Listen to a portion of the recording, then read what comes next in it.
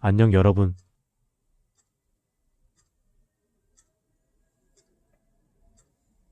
태어나서 한순간도 살쪄본 적이 없는 남자, 찌는 사자입니다.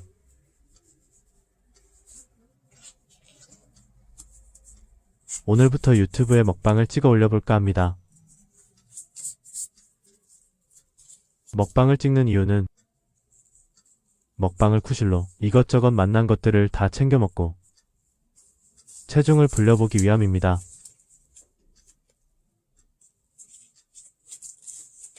그렇습니다. 살찌려고 시작한 겁니다. 도대체 왜 나는 살이 안 찌는 걸까요?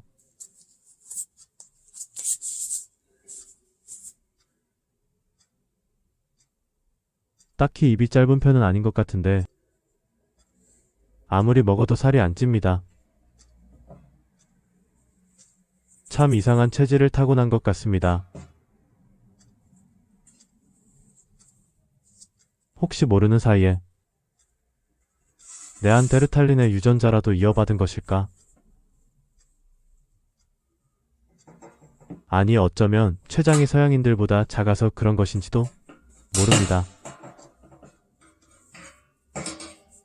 이런 의학적인 얘기는 길어질 것 같으니까 나중에 하기로 하고요. 아무튼 살이 안 찝니다. 안 찐다고. 나는 평생 이렇게 미라처럼 피쩍 말라 있었습니다. 그래서 고민입니다.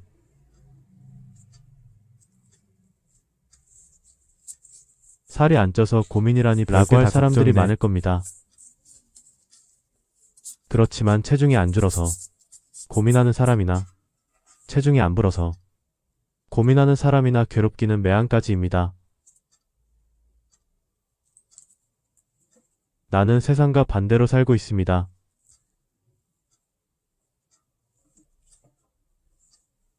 요즘에는 세상이 많이 좋아져서 사람들이 밥 굶을 걱정을 잘하지 않게 되었습니다.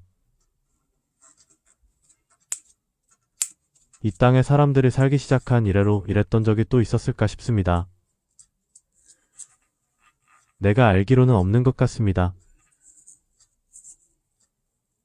물론 세상 어딘가에는 늘 불우한 이웃들이 있게 마련이지만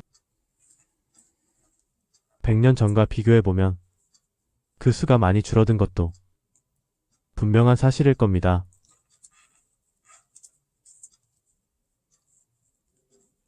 지금 이 나라가 망해가고 있다는 말을 쉽게 하는 사람들이 있지만 이럴 때 보면 우리나라는 판타지나 동화에 나오는 세계 같아 보일 정도로 잘 먹게 된 것 같습니다.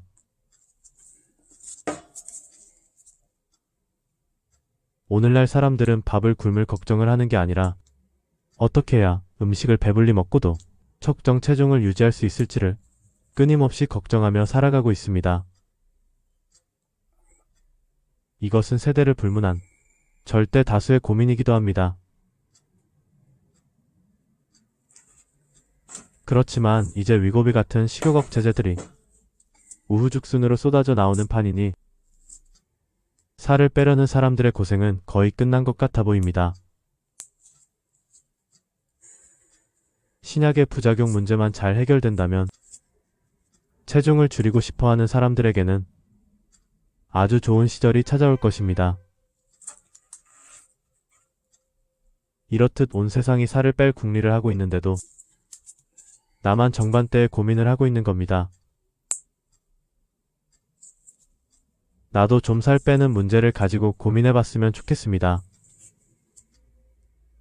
그런데 그러려면 일단 살이 쪄야 하는 거 아니겠습니까? 사람이 나처럼 피쩍 마르게 되면 신경질적이고 나약해 보이는 인상을 주게 돼 있습니다. 사실 내면을 알고 보면 나는 맹수 같은 남자인데 빼빼 마른 체형 때문에 이걸 아무도 몰라본다는 것 역시 심각한 문제가 아닐 수 없습니다.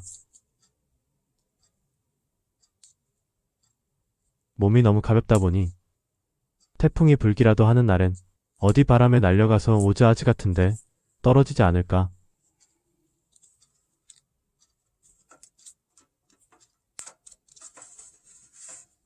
이 나라를 떠나 오즈 같은 곳에 전입할 수 있게 된다면 참 좋을 것 같기는 하지만 어쨌든 나처럼 사자 같은 상남자에게는 사자의 체급이 걸맞은 법입니다. 그리하여 먹방을 시작하게 된 것입니다. 먹방을 찍으면서 먹이를 잘 챙겨 먹게 되면 짐승처럼 살이 쪄주지 않을까 하는 막연한 기대를 품은 채로요. 물론 혹시 운 좋게 방송이 빵 뜨게 되면 그동안 먹어본 적 없는 비싼 진수성찬들을 원 없이 먹어볼 수도 있지 않을까 하는 기대 심리도 있기는 했습니다. 비록 지금은 진돗개 정도이거나 그 이하 체급이지만 방송을 진행하는 동안 사자의 체급으로까지 올라가는 것이 나의 목표입니다. 그리하여 올겨울은 난방을 포기하고 식비를 많이 지출해보기로 했습니다. 환경운동가들의 말처럼 정말 지구온난화가 진행되고 있다면 한 해쯤 난방을 안 해도 아무 일이 없을 겁니다. 일단은 90kg이 되는 것으로 목표를 잡았습니다. 그렇지만 마냥 살만 찌려는 건 아닙니다. 나는 에밀리아넨 코표도르나 케인 벨라스케스 또는 마크 헌트처럼 건장하고 활동적이면서 강인해 보이는 체형을 가지고 싶습니다. 동물로 비유하자면 사자나 곰 같은 체형이 되기를 원하는 것입니다. 때문에 먹방을 찍으며 식도락을 즐기는 한편으로 운동도 병행을 하게 될 것 같습니다. 나는 입이 짧은 편은 아닌 것 같지만 그렇다고 딱히 먹는 양이 무지막지하게 많은 것도 아닙니다. 대체로 1인분을 다 먹으면 바로 퍼지는 편입니다. 이렇듯 대식가가 아니다 보니 요즘 먹방 트렌드인 푸드파이터 컨셉은 시도하기 어려울 것 같습니다.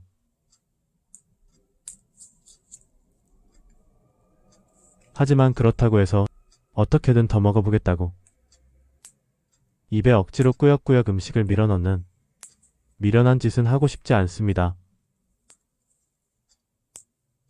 그래서 딱 1인분만 맛있게 먹고 끝내는 방송을 하기로 했습니다. 그런 방송의 인기를 끌기는 좀 어렵겠지만 그리고 얼굴이 심히 못생긴 관계로 얼굴을 가리고 촬영을 할까 합니다. 불편하신 분들이 있을 수도 있겠지만 너른 양해를 바랍니다. 그런데 이게 알고 보면 다 여러분들 좋으라고 하는 겁니다. 못생긴 놈은 얼굴을 가려주는 게 예절 아니겠습니까? 코로나 때 딱 한 가지 좋았던 점이 있었다면 어딜 가든 마스크를 꼭 쓰고 다녀야 했다는 점입니다. 덕분에 세상이 내 못생김을 몇 년 동안이나 알아차리지 못했습니다. 나는 얼굴을 가려놓으면 가려놓을수록 잘생겨지는 사람입니다. 2.5에 없기를 바랍니다. 이제 시작하겠습니다. 찌는 사자. 첫 번째 시간에 먹이는 제철을 맞은 초파이어입니다.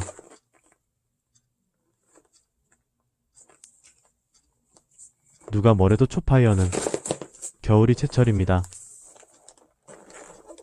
여름에는 알껍질이 녹고 늘어붙어서 먹을 수가 없습니다. 그런 걸 억지로 먹게 되면 의학적으로도 몸에 안 좋은 변화가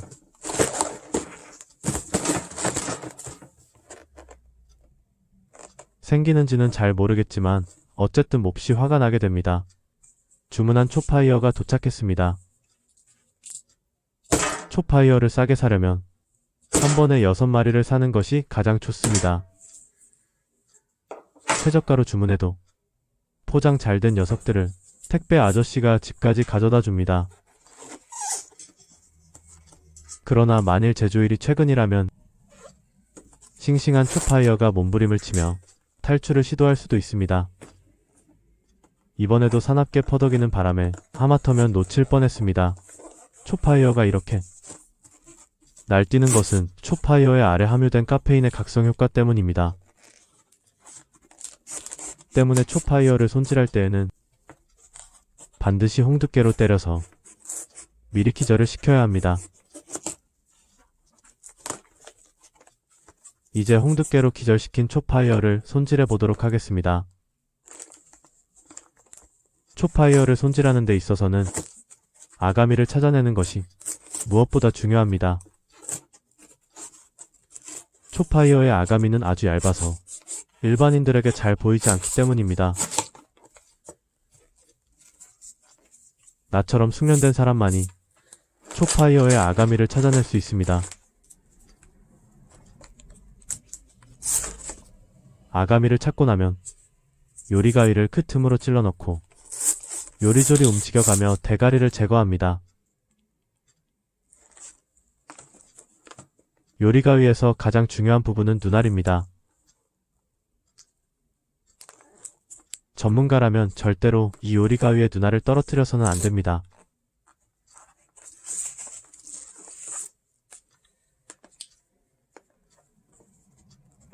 나는 지금 여러분이 이렇게 하면 안 된다는 걸 몸소 가르쳐주기 위해서 일부러 눈알을 떨어뜨려 보았던 것입니다. 다 교육적인 목적이 있었습니다. 대가리를 떼어내는 데 성공했습니다. 가엾기는 하지만 이제 아픔 없는 곳에서 편히 쉴 수 있을 것입니다. 대가리에 이어 배를 가르고 내장을 제거합니다.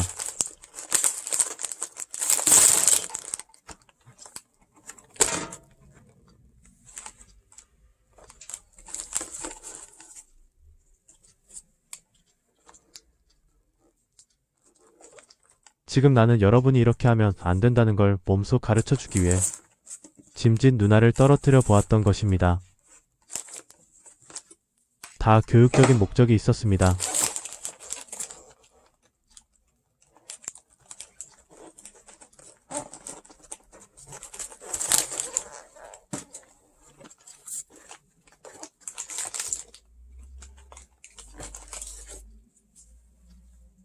대가리에 이어 배를 가르고 내장을 제거합니다.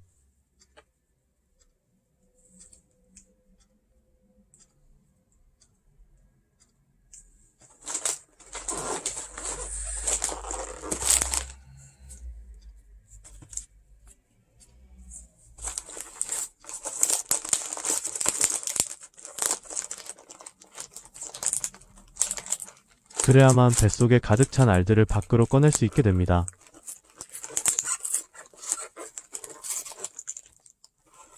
글쎄 전문가인 내가 보기에는 아마도 30개 정도의 알이 나올 것 같습니다. 아 그런데 요리가위가 너무 안 드는데?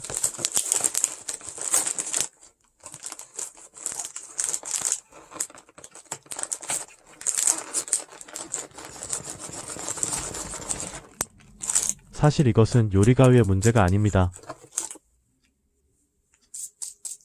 아무래도 초파이어의 혈액에 함유된 카제인 나트륨과 산도 조절제 그리고 유화제 등의 화학 성분이 요리가위에 나를 묻어지게 한 것 같습니다. 절대로 내가 가위 관리를 잘못했던 게 아닙니다. 명심하기 바랍니다.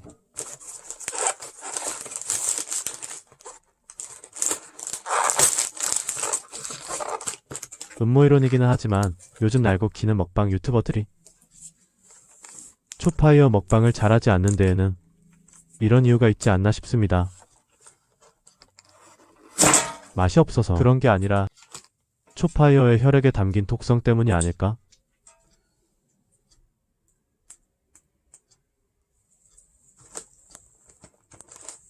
물론 이 화학 성분들은 극미량이어서 일반인들에게는 영향이 없지만 많이 처먹게 되면 체내에 축적이 될 수도 있습니다.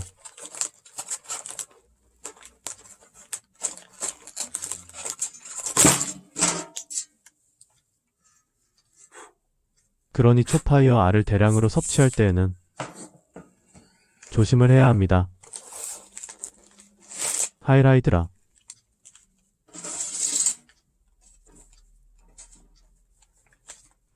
그렇지만 어쨌든 여러분은 평소에 요리 가위를 잘 갈아두는 편이 좋겠습니다.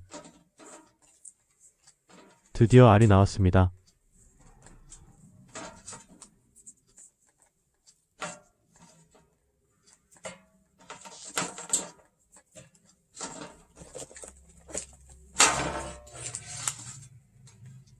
나에게 필요한 것은 알뿐입니다.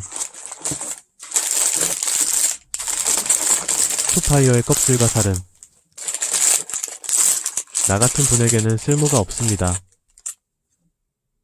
초파이어의 살은 체중 감량에만 효험이 있기 때문에 나 같은 분에게는 전혀 도움이 안 됩니다.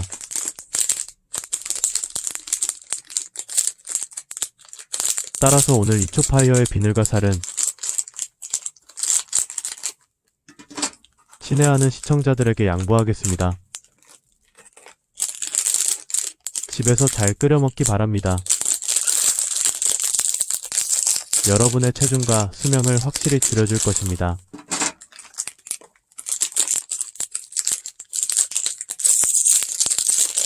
역시 내가 말했습니다. 알은 30개가 들어있었습니다. 아직 감이 살아있었습니다. 이제 알을 손질해야 합니다. 초파이어의 알은 얇은 막으로 둘러싸여 있는데 굳이 요리 가위를 쓰지 않아도 맨손으로 제거할 수 있습니다. 이 알 껍질 역시 끓여 먹게 되면 살을 빼는데 큰 도움이 됩니다. 그래서 이것도 사랑하는 시청자들에게 바치겠습니다.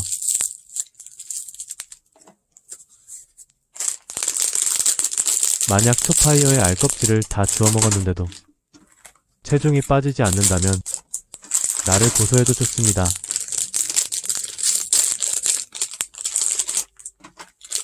이것이 껍질을 제거한 초파이어 알입니다.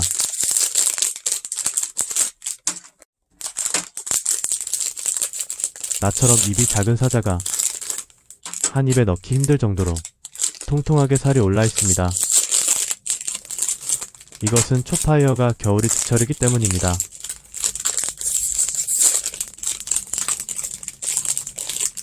문득 내가 살이 찌지 않는 이유는 혹시 입이 작아서 그런 게 아닐까 하는 생각이 뇌리를 치고 지나갔습니다. 그런데 어쩌겠습니까?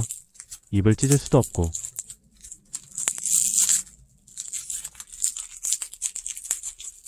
요즘 초파이와 알은 대체로 30개가 1인분인 것으로 세상의 인정을 받는 분위기입니다.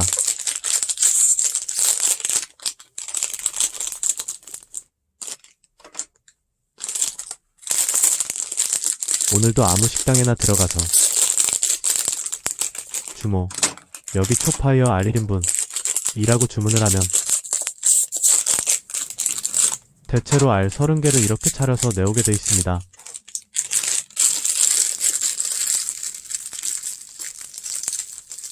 이것이 1인분입니다. 이 소중한 초파이어 알 1인분이 여러분의 식탁에 올라오기까지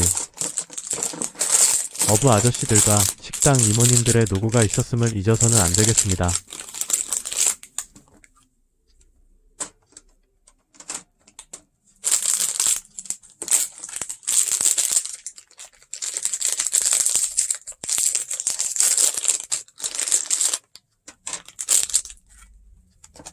초파이어의 알껍질을 다 제거하면 먹방 준비도 끝입니다.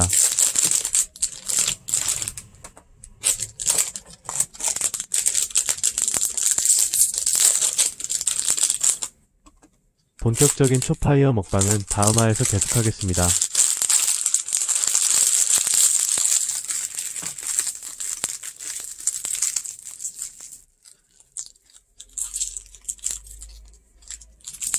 토실토실해지는 하루 보내세요. 살찌는 사자가 되겠습니다. 지금까지 찌는 사자였습니다. 그럼 이만.